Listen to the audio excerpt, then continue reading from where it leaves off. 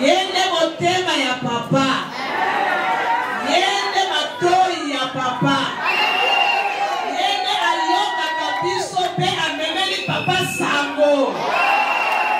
Soki tozana posa la papa, toyebisi ye, amemi sango pa papa pe papa ayoki pe atosi. Ezali bongo Mama Esther Fayulu.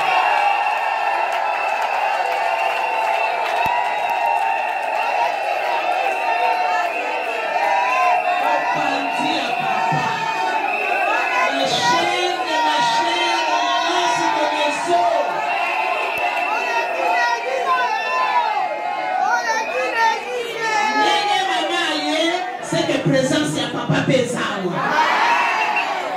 Ok. Azali yeko kote. Toyami pe bakonzi.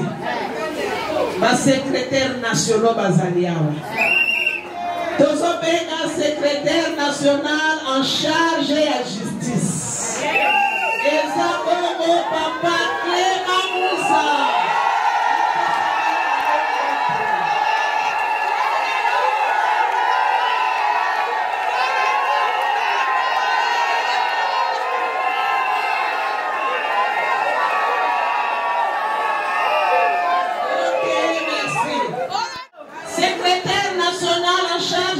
Administration et formation idéologique.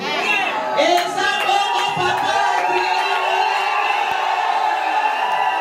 secrétaire national adjoint de la charge et un protocole. Et ça, Bobo Clarisse Mboma.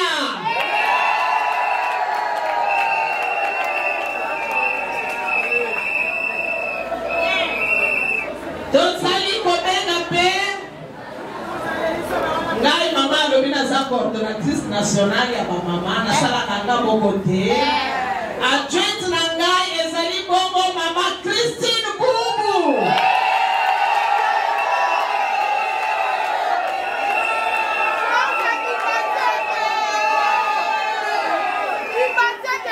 Mwana muke abeta kapemu tabakolo pe badina na kati ya fête tozape na charge ya protocole ya fête nationale. Ezali bongo Valérie Kapai. Yeye na protocole ya fête nationale. Azaye bokote azali pe na mama Emerance Mbakana o azali adjointe na ye.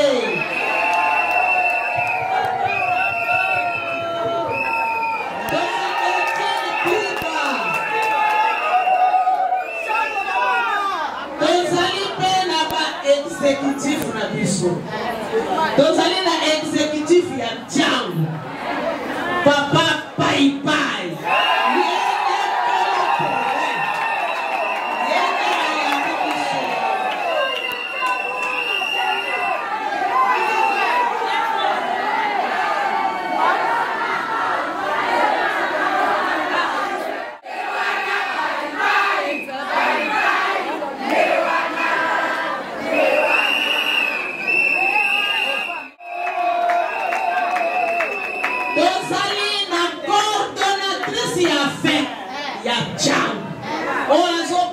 Mama ya Chama yene asali musalo nyinshi zamba mona ya pamola yi ezali bongo mama Marceline Kinaku.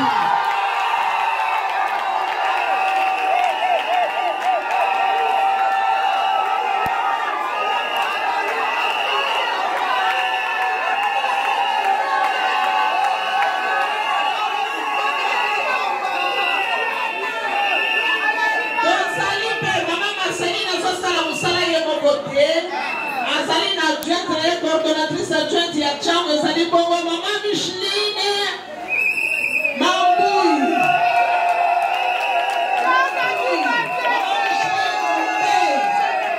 Mama Micheline Mumbe yene asimi Chama adjointe ya mama Marceline.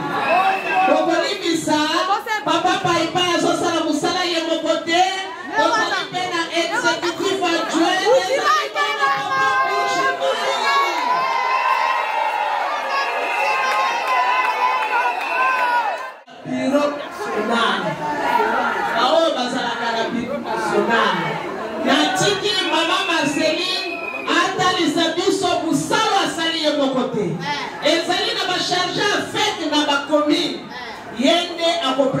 biso ba chargé avec na ba commune ya Jam.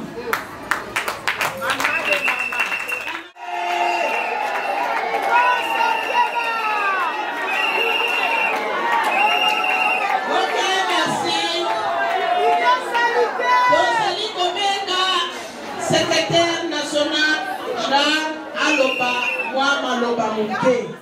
Parce que awa ezali Tchang boete. Merci na banda ma maman ba teibiso ba makamwebele awa o etali ba maman, n'est-ce pas? Mais ngai na kobakisa mwa Mouké. Boete be mama ba yeba bango bazali banani. Boete. Biso ba mama esengeli toyebake tozali ba citoyenne la kati ya mboka oyo ya République démocratique du Congo et tozali population moko munene oyo eza na mutu ya munene po ete mboka na biso etongwama na yango mama esengeli oyeba badroit na yo bayebisi biso na teme ya mwana biso ke mama jeune fille azali na badroit mais tozali na ba ambition po ete osala musala na yo malamu esengeli oyeba yo ozali nani nini esengeli mpo na yo po tambola malamu na kati ya mboka na yo ete parce que en tant que ba citoyenne toza na ba droit toza mpe na ba devoir oyo esengeli mpo na mboka na biso po ete mboka na biso etongama malamu etongwama esengeli toyeba nini oyo mibeko esengi mpo na bamama bamama esengeli boyeba ke kozali mutu ya munene parce que mama nde azali kotonga nanu libota na ye soki libota na ye etongani malamu communauté ekotonga mama bamama constitution na biso epesi biso badroit ebele en tant que femme bengai na koyebisa bino ba 3-6 parce que ngonga esekei droit ya liboso ya mwasi ezali kozala na bomoi droit à la vie et vie ya ndenge nini vie ya malamu. Est-ce que congolais aza na vie ya malamu?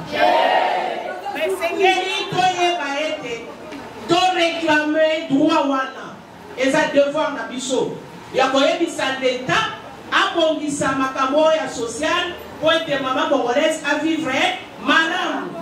Tozala ba mama na biso baza na est bazali kotungimisa bazo ko violer bango bazali ko boma bango mingi baza déplacer na bana. Est-ce que bazo jouir na droit na bango à la vie? Alors biso ba tutose na Kinshasa essayez de que nous avons droit à la vie. Mutu moko te akoyi kopekisa yo vivre na kimia na mboka na yo. Soki mutu atelemeli yo surtout ba mama bateka to mona mingi azoteka baye babengani ye. Esengeli on réclamer droit wana mena kimia na respect. Droit mususu ezali droit à l'éducation. Moi si esengeli otanga. Tango tangi okozana boyebi. Po balobi mutu azangi boyebi. Azalo kola mutu akufi, n'est-ce pas? Ozanga koyeba ezali liwa ya ndambu. Alors, il faut vraiment ayeba, azala droit à l'éducation, azala droit à l'information. Ba maman to lexaka ngoma na télévision te pour la kotala ba théâtre.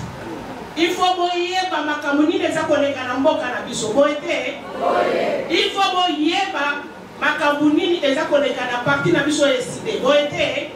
Ba communicateur na biso baleka atango nyonso pour la pesa biso information. Est-ce que bolanda kango? Est-ce que boyeba kayango? Tango boza koyeba bona ki s'appelle bana na bino. Botinda surtout bana basi na kelasi. Pour moi na oyo atangi azana valeur pe akoyeba nini akosala na vision na ye parce que mutu atangi te ba considérer te tozana droit mususu oyo esengeli ete mwasi ntango azali kosala esengeli azwa salaire égal na mobali otangi elongo ozala diplôme ndenge moko osala mosala moko esengeli ozwa pe salaire na yo ndenge moko na mobali. Moi si azali na droit na sécurité et na paix. Est-ce qu'il y a vendre?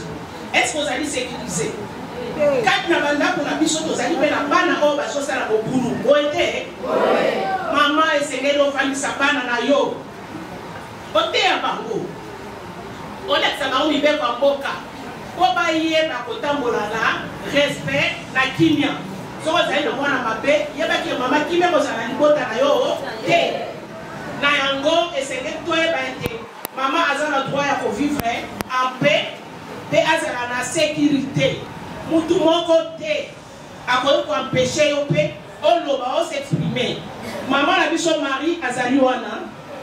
Tu as mis combat au Yassala, n'est-ce pas? Oui. Ce qui vous a télémi, Azali Koloba. Azali ko sensibiliser bande konae. Et tant que ça Koloba, et c'est le Koloba na respect nyoso. Ko fingate, o réclamer ba droit na yo, mutu pas ko peksa yo a Rosala, tozali na mibeko ebele o etali ba maman, toye ba ete pour bénéficier de ma droit na biso. Et c'est que nous avons des devoirs vis-à-vis à Mboka. Même vis-à-vis à partir de Bisso. Est-ce que vous voyez pas droit à Bilo vis-à-vis à partir? Qu'on participe à la réunion à Bilo et à la cellule. Qu'on contribue pour soutenir le parti. Qu'on bunda bitumba à Mboka pour être Mboka na Bisso et Kende Liboso. Voilà en bref. Oyo, la lobby, la bataille, la droit à ma maman. Maman et Sengeli Oyeba. Il y a un sensibiliser pour mobiliser ma maman. Il y a ebene na SID. Elles ont parti Oyo. Elles ont côté à Bisso Mibeko ya Mboka. Toyeba ba droit na Bisso en tant que citoyen. Mais toyeba ko revendiquer à go. Total monabo respect. Merci. Merci maman.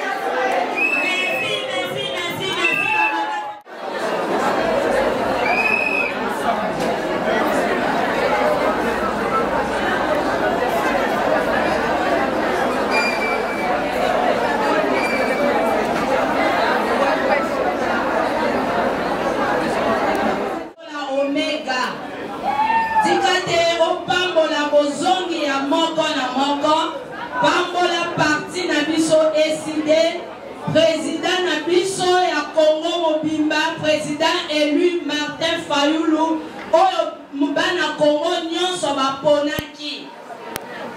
Pambola ye, pambola bakonzi Nabiso nyonso, ba secrétaire généraux nyonso, bale bazokamba parti, pesa bango makasi pe mayele. Bozongi ya moko na moko totikaki kimia na bandaku na lisungi na yo nkolo tokuta pe kimia tobondeli na kombo na yo mokonzi Yesu Kristu. Amen. Amen. Tous les organisateurs qui se sont impliqués dans cette manifestation, je remercie infiniment l'honorable Moussa et toutes les personnes qui sont à ses côtés, qui nous ont accompagnés pour que cette manifestation soit une réussite. Merci beaucoup parce que la mobilisation est vraiment